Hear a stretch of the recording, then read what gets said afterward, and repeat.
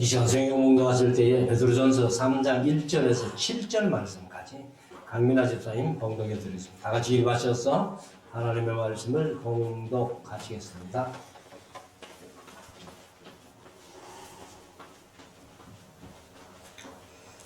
아내된 자들아, 이와 같이 자기 남편에게 순복하라. 이는 혹 도를 순종치 않는 자라도 말로 말미암지 않고 그 아내의 행위로 말미암아 구원을 얻게 하려 함이니, 너희의 두려워하며 정결한 행위를 봄이라. 너희 단장은 머리를 꾸미고 금을 차고 아름다운 옷을 입은 외모로 하지 말고, 오직 마음에 숨은 사람을 온유하고 안정한 심령에 썩지 아니할 것으로 하라. 이는 하나님 앞에 값진 것이니라. 전에 하나님께 소망을 두었던 거룩한 부녀들도 이와 같이 자기 남편에게 순복함으로 자기를 단장하였나니, 사라가 아브라함을 주라 칭하여 복종한 것 같이 너희가 선을 행하고 아무 두려운 일에도 놀라지 아니하므로 그의 딸이 되었느니라. 남편 된 자들아, 이와 같이 지식을 따라 너희 아내와 동거하고, 저는 더 연약한 그릇이요 또 생명의 은혜를 유업으로 함께 받을 자로 알아기히 여기라. 이는 너희 기도가 막히지 아니하게 하려 함이라. 아멘. 아멘.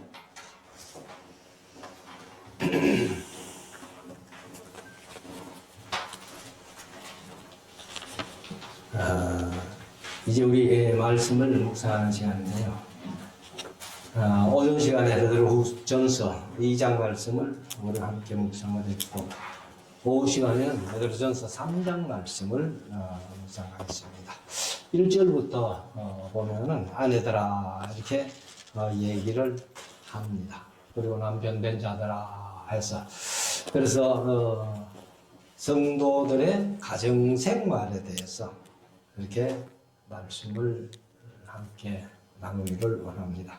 22절까지 있는 말씀인데, 항상 말씀드리지만은, 이 대화설교가 이제 한 장씩 이렇게 하다 보니까, 한 장 속에서도 주제가 여러 주제가 나올 수 있어요.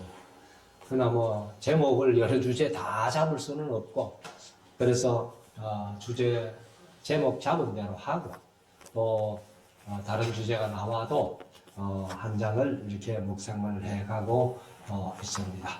여기 이제 사도 베드로가 이 소망에 대한 말씀, 참 소망이 무엇이냐라고 말씀해 오면서 가정 생활을 얘기를 해요.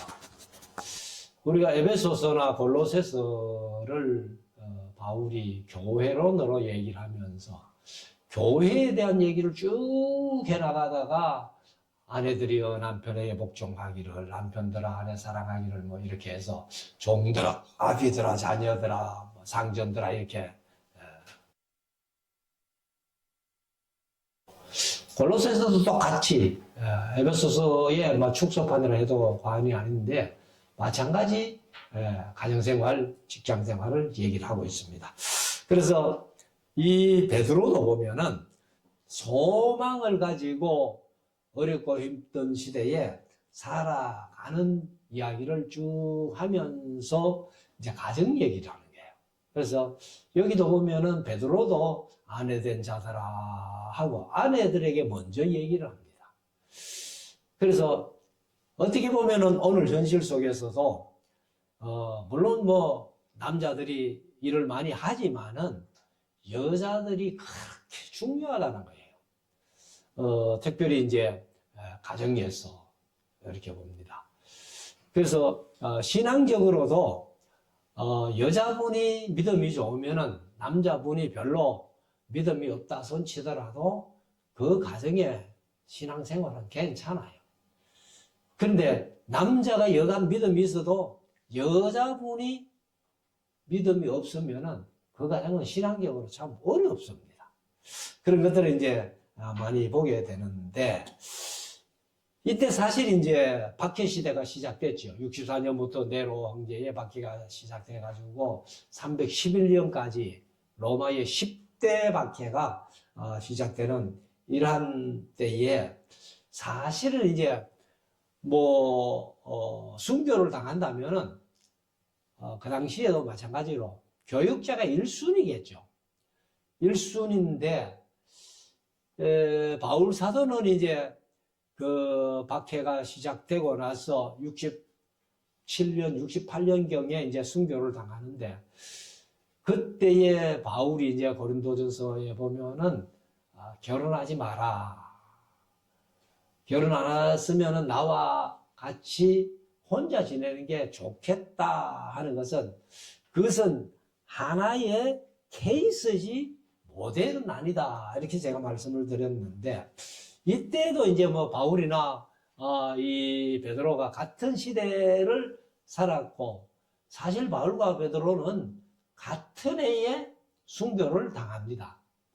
그래서 이제 이 어려운 박해 시대, 핍박 시대가 됐는데, 이 가정이 믿음으로 바로 서지 못하면은 어렵다 하는 것을 이제 얘기를 하고 있습니다. 그래서 나중에 이제 6절에 가서 보면 3장 6절에 가서 보면은 이제 뭐라고 얘기를 하는가 하면은 너희가 선을 행하고 아무 두려운 일에도 놀라지 아니함으로 그의 딸이 되었느니라 이렇게 얘기를 해요. 이제 이 대표적 여성의 대표적인 사람을 사라, 아브라함의 아내 사라를 예를 들어 가지고 이렇게 말씀을 하신 것을 우리가 봅니다. 그래서 아내들이 신앙적으로 확고하게 바로 선다면은 남편들이 순교를 뭐 하고 싶어 하는 건 아니잖아요.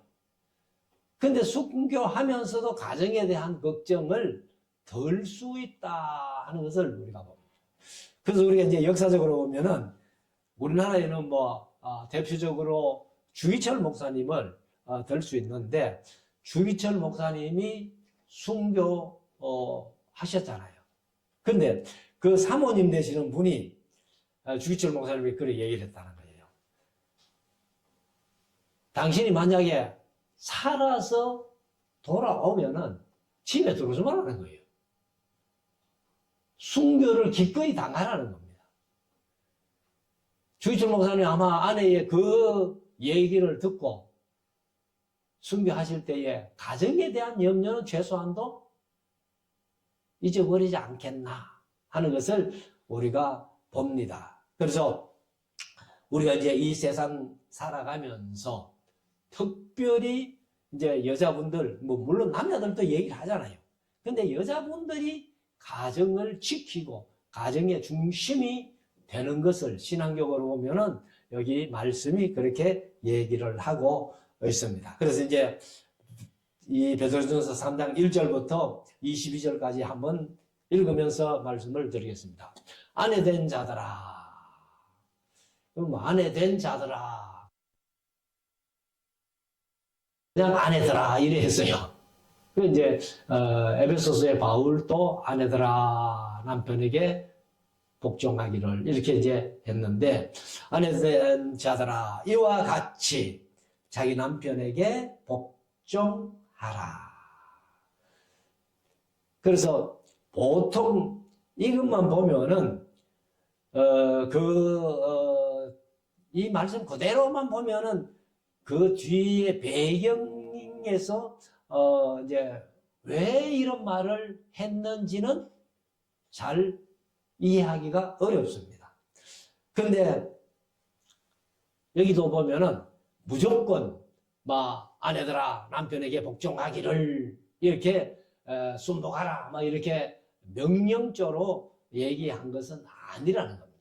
이제 그 배경이 이렇게 말씀하는 배경이 있다는 거예요. 그래서 이제 조금 전에 말씀드린 대로 이 네로 박해가 64년부터 시작되는데, 이 박해 시대에 어떤 고난을 당하고 환난을 당하고 또 잡히면 고문을 당하고 이렇게 순교하게 되는 이런 일을 앞두고, 그런 남편들이기 때문에 사실은 아내들이 자세를 똑바로 해서 남자들이 바른 길을 갈 수 있도록 이렇게 권면하는 정신이 여기에 있다는 겁니다. 그래서 앞에 말씀드린 대로 남편들이 기꺼이 순교하면서도 가정 때문에 걱정하지 않도록 이렇게 이제 아내들이 남편 된 자들에게 순복하는 그런 배경을 두고 우리가 이 말씀을 생각했으면 좋겠다. 그래서 아내 된 자들아 이와 같이 남편에게 순복하라. 자기 남편에게 순복하라 하고 이는 것은 이제 그 이유를 설명하는데 뭐 2장에서도 2번씩이나 그렇게 말씀드렸습니다만 이 얘기는 원어에는 없어요. 원어에는 그래서 우리말로 번역하면서 이제 그 이유는 아내 든 자들이 남편에게 순복해야 될 이유가 뭐냐 하는 그런 얘기를 하면서 이제 이는이라고 붙여놨어요. 혹 도를 순종치 않는 자라도 도를 순종치 않는 자라도 그러면 남편이 믿지 않는 그런 자라도 그 말이죠.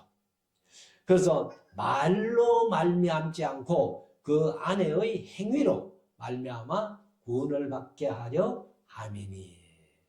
그래서 사실은 여자들의 이제 강점이 뭐냐 하면은 말을 잘하잖아요.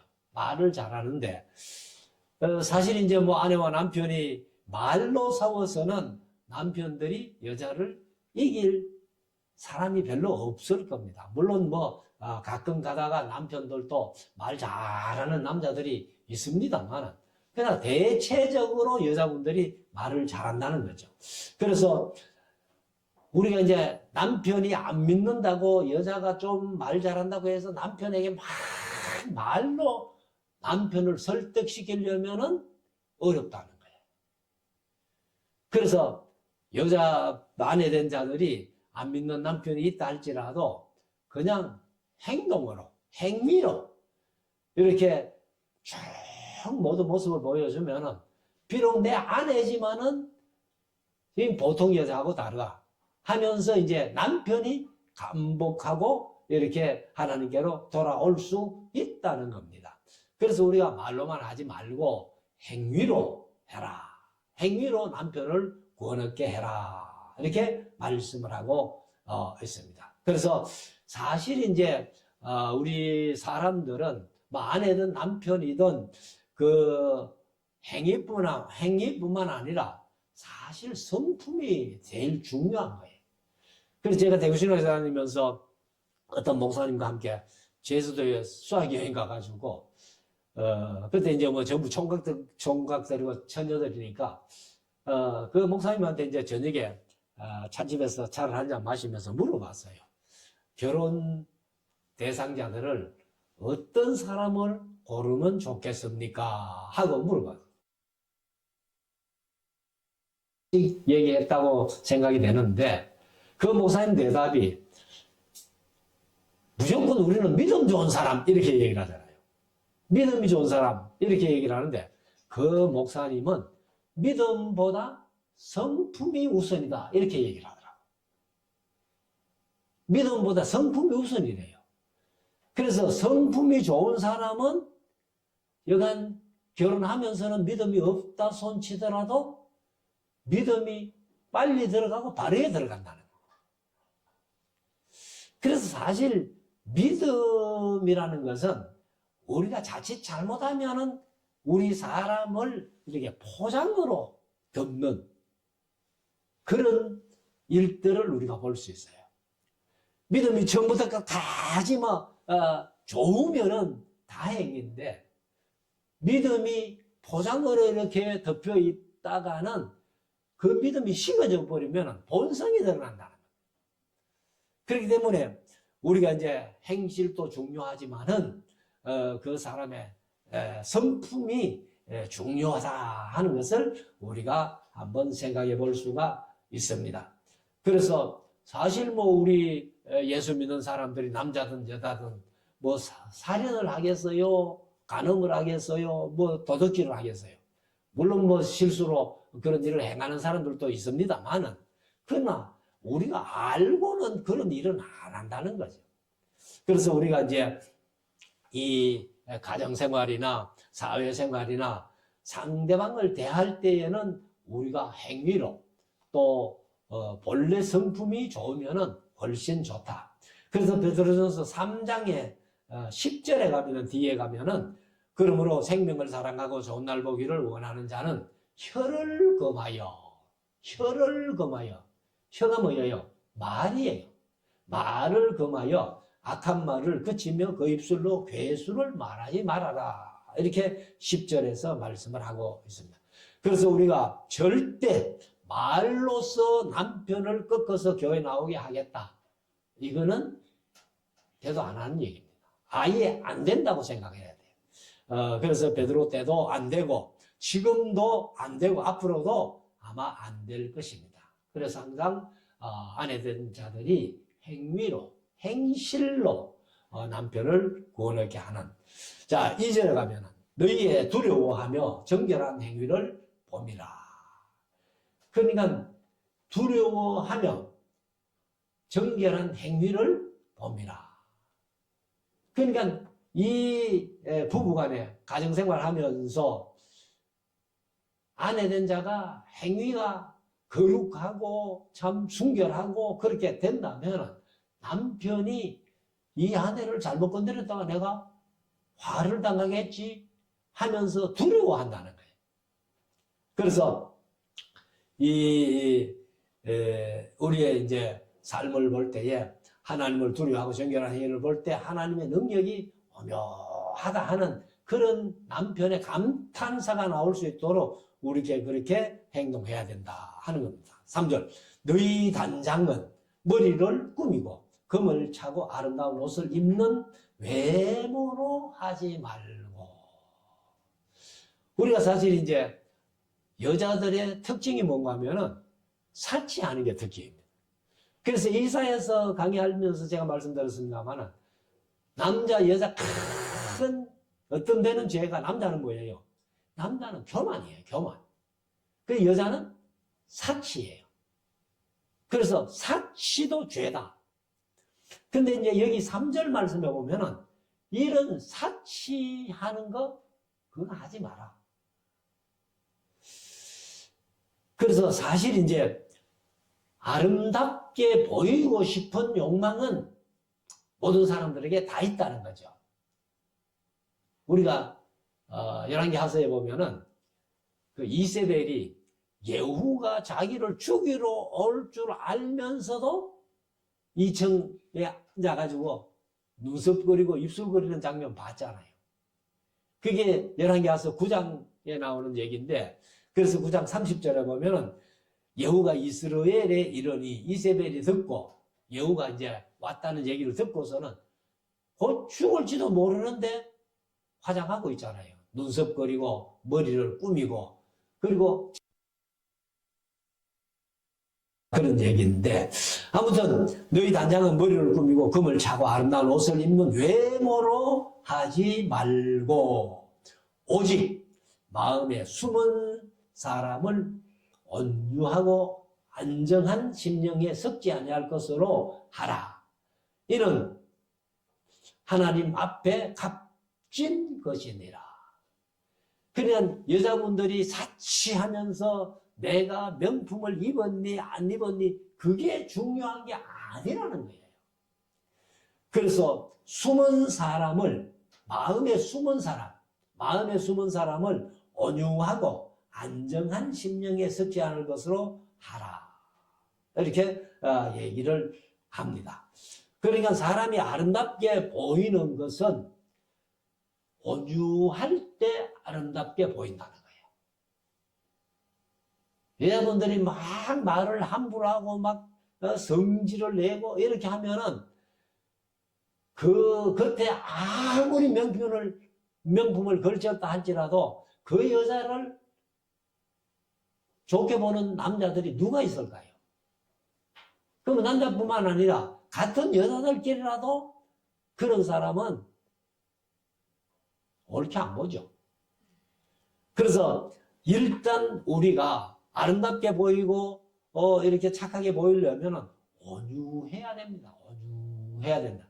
그 다음에 이제 마음에 평안이 있을 때, 마음이 불안하면은 얼굴에 나타나잖아요. 그 온유하고 마음이 평안한 것 같으면은, 야, 저 여자는 참 정숙하다. 이렇게 평가를 하겠죠. 그래서 우리가 이제 이 베드로가 말씀하신 대로 아내들이 또 여자들이 세상 살아가면서 이사야가 지적한 대로 여자들의 사치가 죄라는 것을 우리가 다시 한번 인정하고, 우리가 온유한 마음의 평안을 얻어서 참 모든 사람에게 아름답게 보여지는 그런 우리 모두가 될 수 있기를 원합니다. 그러면 5절에 가면 전에 하나님께 소망을 두었던 거룩한 부녀들도, 그러면 전에 하는 것은 사실 이제 구약 시대들 얘기하죠. 이 이제 베드로가 베드로전서를 기록할 시기 같으면 그때 사람들도 있겠지만은 이거는 이제 구약 시대 여인들을 얘기를 합니다. 그래서 전에 하나님께 소망을 두었던 거룩한 부녀들도 이와 같이 자기 남편에게 순복함으로 자기를 단장하였나니, 구약 시대에 그런 여자들이 있었다는 거예요. 그래서 이제 이 모델로 누구를 얘기를 하는가 하면 사라를 얘기를 하는 거예요. 사라. 그래서 5절에 6절에 가면은 사라가 아브라함을 주라 칭하여, 주가 이제 퀴리오스라는 말인데, 퀴리오스, 헬라어로 퀴리오스인데, 이거는 이제 우리가 예수님을 주 할 때, 주님 할 때 퀴리오스라고 하고, 그 다음에 종들이 자기 주인을 퀴리오스라고 해요. 그리고 이제 부부간에는 아내들이 남편을 향해서 주라 했다는 거예요. 사라가. 그래서 우리 한국에도 가끔 그런 얘기를 쓰지요. 여자분들이 자기 남편 얘기를 할 때 우리 주인이 뭐 어떻고 저떻고, 우리 주인이 뭐 어떻고 저떻고 그런 얘기를 하잖아요. 그게 이제 퀴리오스라는 거예요. 주라. 그렇게 칭했는데, 칭하여 복종한 것 같이. 근데 복종보다는 순종이 맞죠. 그래서 복종이라는 말은 내 마음에 안 맞아도 따라가는 게 복종이에요. 그래서 군대는 복종을 많이 얘기를 하잖아요. 근데 사회생활 속에서는 복종보다는 순종이에요. 내 스스로 따라가는 것. 그래서 이제 그래서 개정은 그래서 그런지 모르겠습니다만 순종한 것 같이 하고 순종으로 번역했어요. 그래서 순종한 것 같이 너희가 선을 행하고 아무 두려운 일에도 놀라지 아니함으로 그의 딸이 되었느니라.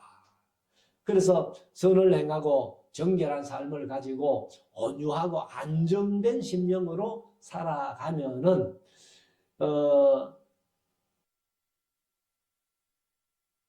그런 마음으로 일할 것이고, 죽으면 하나님께 간다, 천국 간다 하는 그런 소망을 가지고, 그래서 바울이 고백한 대로 사나 죽으나 주의 것이로다 하는 그런 이제 마음을 가지고 소망을 가지고 그렇게 살아라는 겁니다.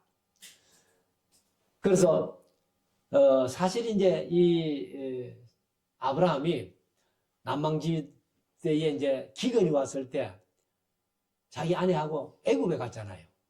애굽에 가가지고 사실은 아내를 빼앗겼잖아요. 근데 이제 자기 아내를 누이라고 얘기를 했기 때문에. 근데 이제 실제적으로도 누이는 누이예요. 그렇지만은 이제 누이라도 이제 결혼했으니까 아내인데, 근데 당신이 나를 내가 당신을 누이라고 할 테니까 그렇게 하라. 그래야 내가 생명이 아마 유지될 것 같다. 이제 그렇게 해서 속였다가 아내 빼앗기고, 바로에게 아내 빼앗기고, 이렇게 했던 것을 우리가 볼 수 있겠지요. 그런데 하나님께서 이제 그 모든 과정을 지켜주시고, 그리고 이제 뭐 아브라함이 두려워하거나 놀라지 않고 그의 딸이 된 것이다. 이렇게 표현을 한 것입니다. 그리고 이제 7절에 가면은 남편 된 자들아 하고 이제 남편들의 얘기를 했는데 이와 같이 지식을 따라 너희 아내와 동거하고 헤어지지 마라 그 말입니다. 동거하고 저는 더 연약한 그릇이요 또 생명의 은혜를 유업으로 함께 받을 자로 알아 귀히 여기라. 그래서 이제 남편 된 자들이 아내에게 무리하거나 무례하게 이치에 합당하지 않는 것을 요구하거나 그렇게 해서는 안 된다는 겁니다. 그래서 사실 이제 남자들은 뭐 강하고 여자는 연약하다. 아니에요. 남자들도 한없이 약할 때가 있어요. 그러니까 여자들은 이제 남자보다 좀 더 연약한 그 비교적인 것이지 이거는 뭐 남자는 강하고 여자는 약하다 이게 절대가 아니에요. 요즘은요 여자 군인들이 여자들도 군에 가가지고 여자 군인들이 남자들보다 훨씬 더 강한 여자들이 많아요. 유튜브에도 이렇게 보니까 뭐 어떤 여자를 잘못 건드렸다가 남자들이 막 혼쭐 나는 그럼 뭐 여자들도 뭐 요즘 얼마든지 운동하고 무슨 뭐 싸움 기술을 배워가지고 그렇게 하는 것들을 많이 볼 수 있잖아요. 그래서 이제 우리가 함께 유업을 이을 자, 유업으로 함께 받을 자라고 그렇게 표현을 했는데 사실 남편과 아내가 같이 유업으로 받는 게 뭐겠어요?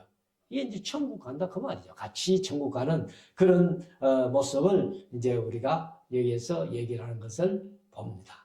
그래서 우리가 사실은 여자분들이 뭐 자기 남편에게 뭐 좀 같이 살면서 안 좋은 그런 일이 있더라도 또 남편이 막상 뭐 어떤 일을 당하면은 아내들이 남편 편을 드는 것을 우리가 사회생활 속에서 많이 보잖아요.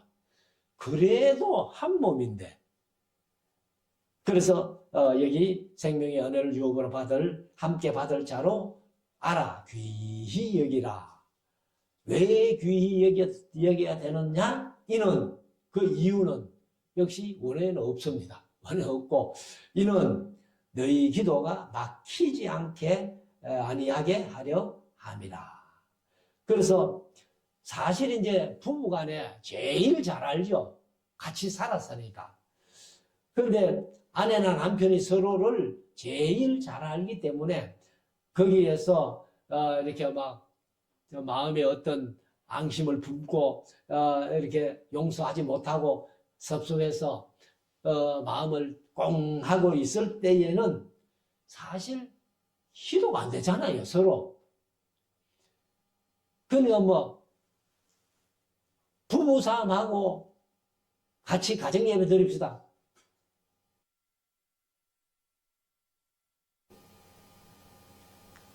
그래서 여기 이제 너희 기도가 막히지 않도록 가정생활 속에서 서로가 서로를 배려하면서 너희 기도가 막히지 않도록 그렇게 하라는 겁니다. 그래서 사실 이제 구약에서 미가서에 보면은 너희 원수가 집안 식구이리로다 이런 말씀이 있죠. 그 말씀을 이제 예수님이 인용하셔가지고 마태복음 10장에도 보면은 사람의 원수가 자기 집안 식구리라. 이제 구약에서는 미가서 7장 6절에서 사람의 원수가 곧 자기 집안 사람이리로다 이런 말씀을 하십니다. 그래서 우리가 이 부부라는 것은 이제 말라기서에 보면은 어려서 취한 아내에게 괴사를 행치 말아라 이렇게 표현해요. 그런데 지금은 우리나라는 어려서 아내 된 자들이 많지 않죠.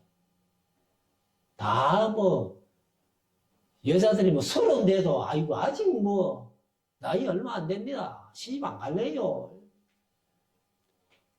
근데 이제 이 성경적으로 보면은 유대인들은요, 14살만 되면은 시집 간다는 거예요.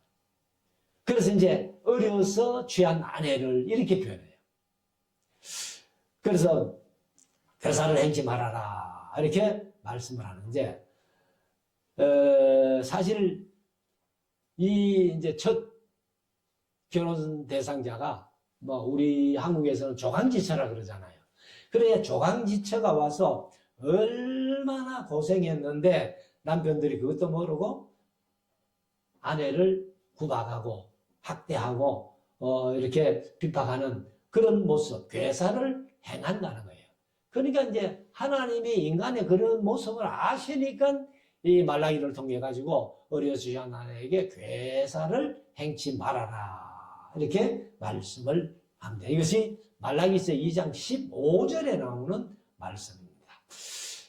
8절에 가면은 마지막으로 말하노니, 이제 사실 마지막 편지 쓰면서 끝으로 그 말이에요. 끝으로인데 여기 3장 8절에서 끝으로 해놓고 5장까지 가니까 아직 끝이 멀었죠.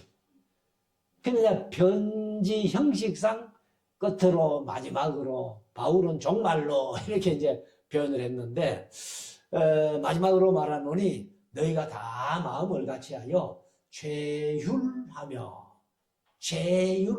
최율한다는 말이 무엇인가 하면은 동정하는 마음입니다. 동정하는 마음, 동정하는, 또 다른 사람과 같은 일을 겪거나 경험하는 자, 동료의식을 가지거나 다른 사람이 동감하거나 동정하는 자.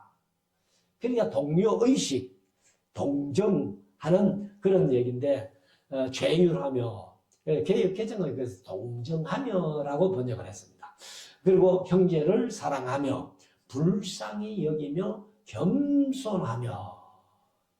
그래서 사실 우리가 이제 형제를 사랑하고 불쌍히 여기고 겸손한 것은 마태복음 5장부터 7장까지 산상보훈의 그 기본 윤리라는 거예요.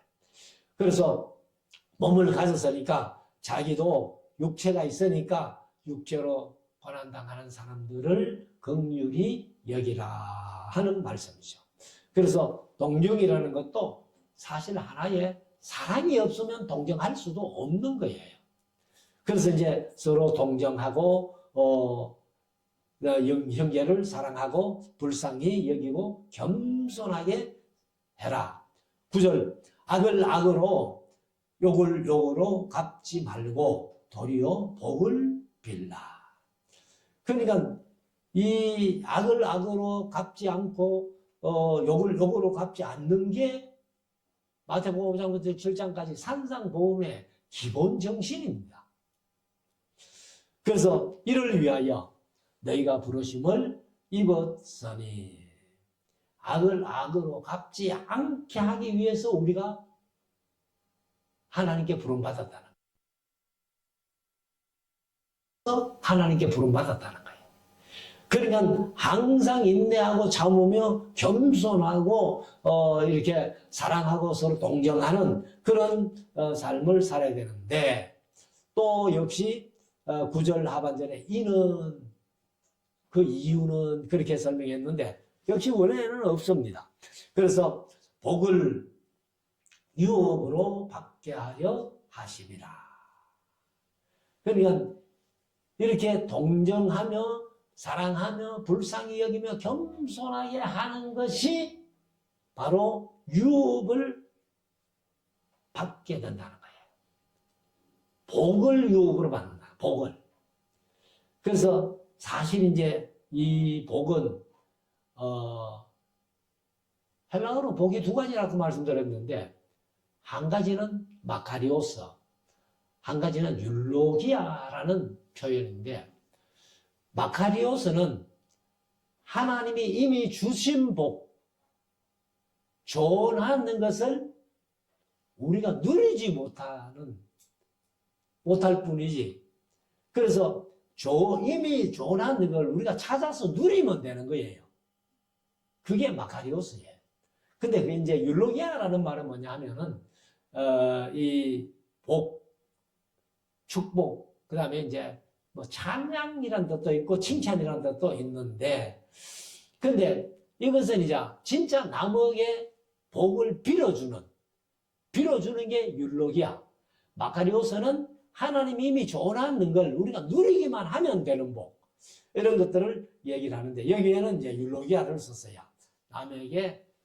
남이 나를 향해서 복을 빌 수 있도록 그렇게 하라는 겁니다. 그래서 복을 유업으로 받게 하려 하심이라.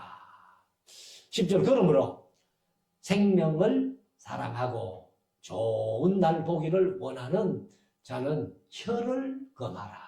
아까 말씀드린 대로 혀를 겸하라. 말을 조심해라. 그래서 야고보서는 혀에 재갈을 먹이라. 이렇게 표현을 했잖아요.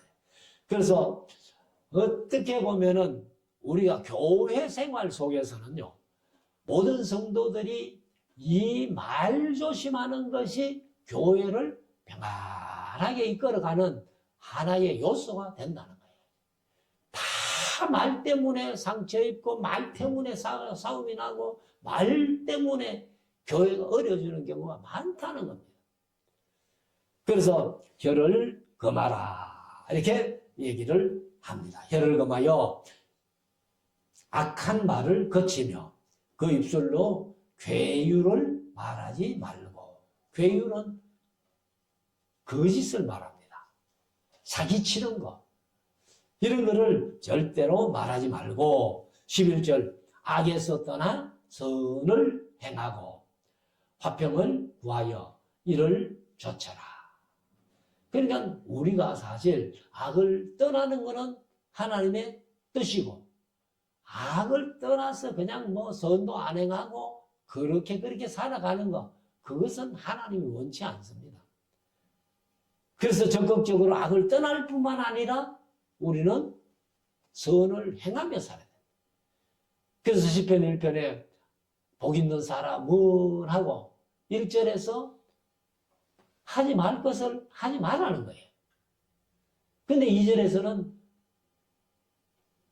그 율법을 주야로 즐거워하여 주야로 묵상하는 자, 적극적으로 선을 행하며 살아라는 거예요.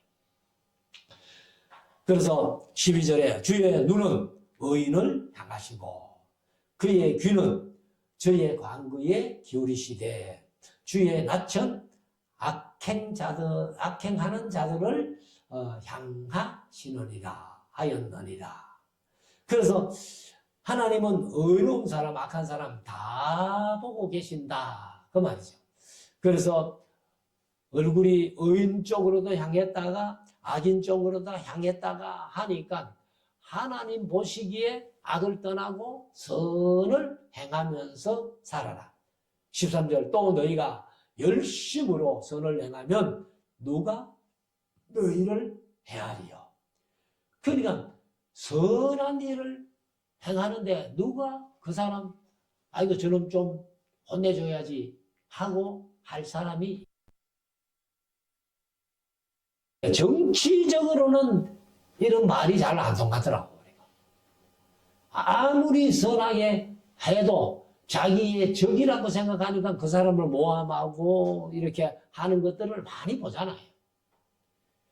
그래서 우리가 어떻게 보면은 신앙 안에서 신앙생활 빨리 하려면요, 정치는 안 하는 게 좋겠다. 그냥 정치하는 것은 자기 살기 위해서 남을 죽여야 되는. 그래서 제가 뭐 지금도 뭐 나이 얼마 안 됐지만 진짜 젊을 때 우리 친구들하고 대구 시내 이제 어떤 목사님, 정치하는 목사님을 한번 찾아가서 물어봤어요. 목사님 왜 정치하십니까?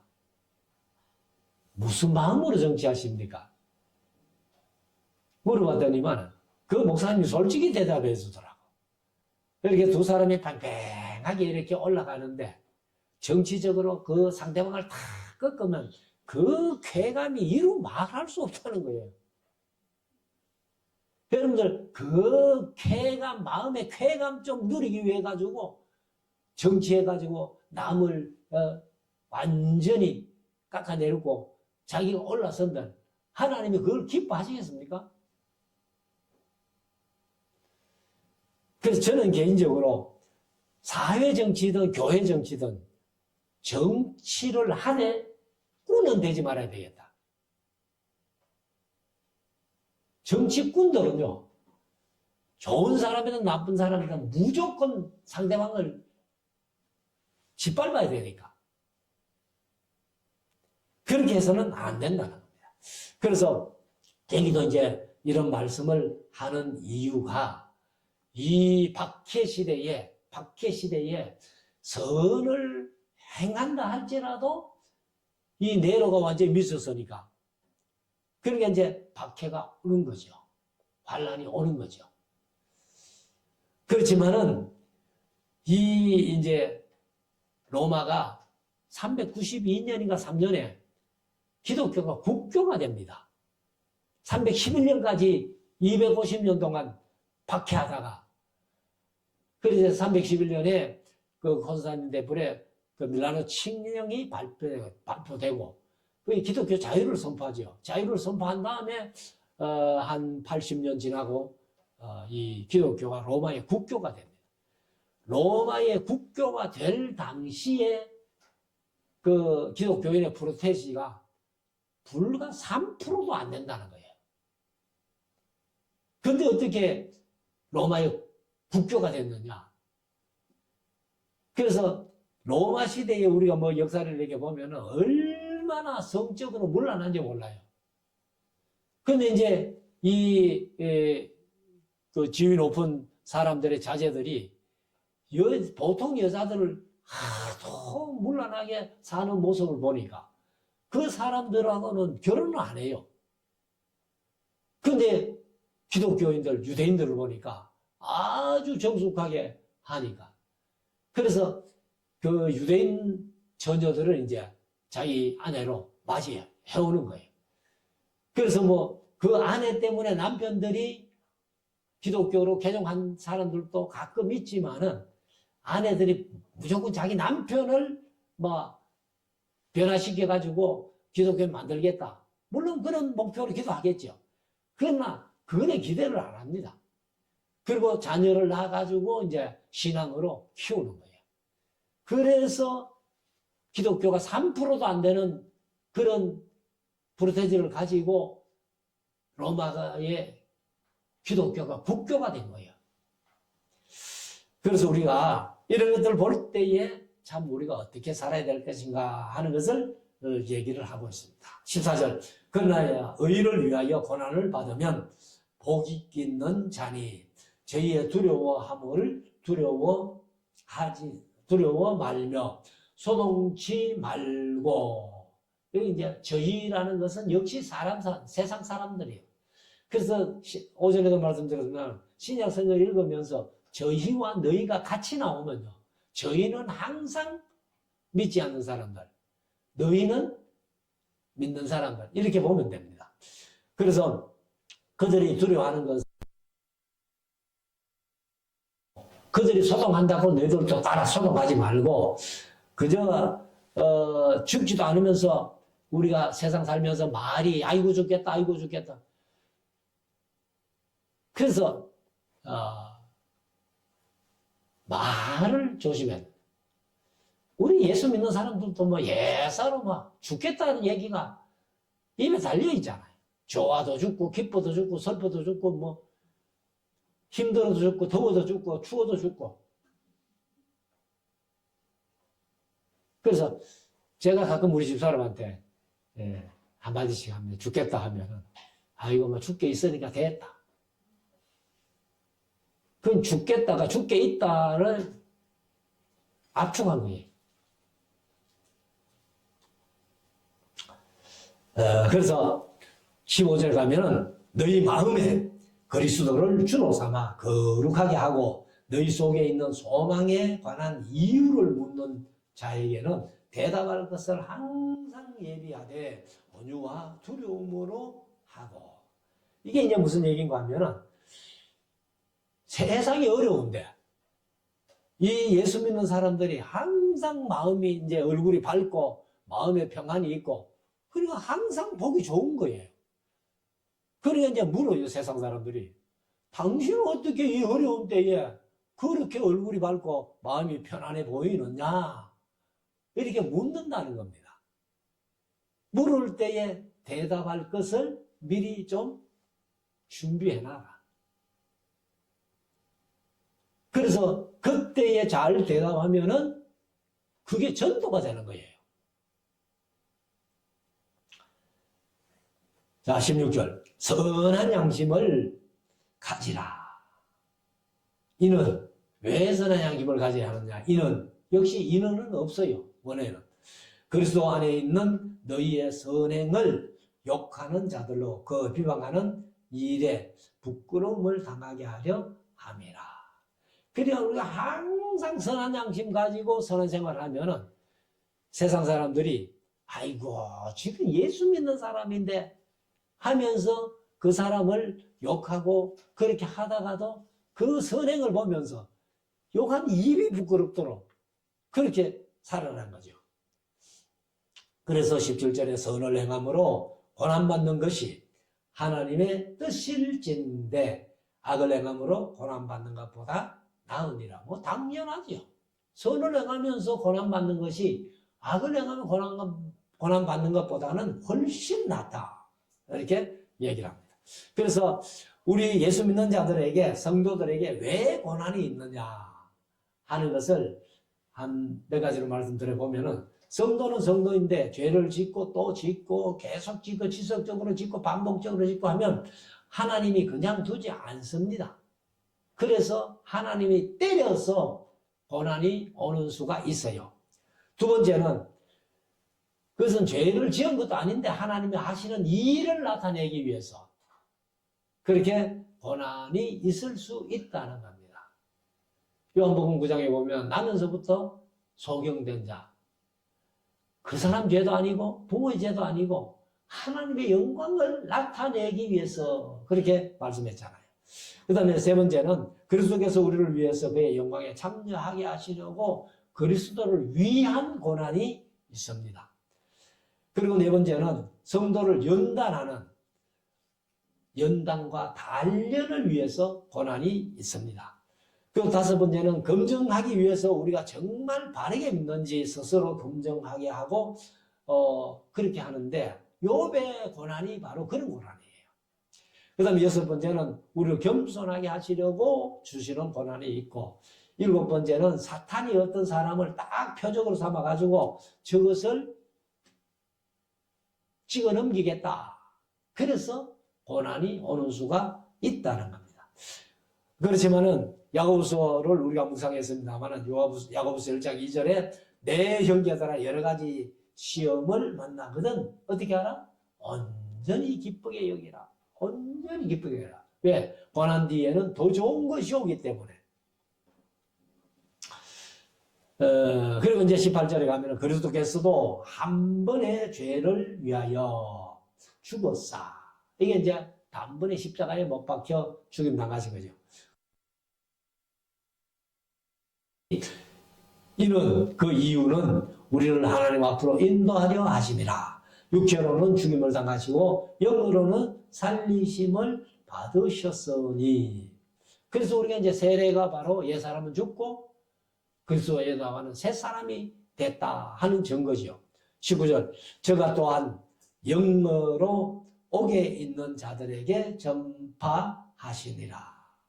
그게 이제 옥에 있는 자들 했는데 이 옥은 사실은 지옥은 아니에요. 이 베드로가 이제 얘기를 할 때는 지옥은 아직 아무도 안 갔어요.